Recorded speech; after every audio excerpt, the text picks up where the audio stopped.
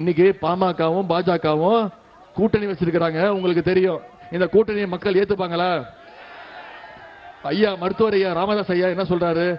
பாமக ஆரம்பிச்சதே சமூக நீதிக்காக அப்படின்னு சொல்றாரா இல்லையா? சமூக நீதினா என்னமா? சமூக நீதினா என்ன? அனைவரும் சமம், ஆண் பெண் எல்லாரும் சமம், ஜாதி மதம் எதுவுமே கிடையாது அப்படின்றதானமா சமூக நீதி. சமூக நீதி பேசுற ஐயா டாக்டர் பெரிய ஐயா ராமதாஸ் அவர்கள் இன்னைக்கு மனுநீதி பேசுகின்ற பாஜகவோடு கூட்டணி வச்சிருக்காங்க. இது நீங்க மக்கள் நீங்க ஏத்துப்பீங்களா? தர்மபுரி மக்கள் ஏத்துப்பீங்களா?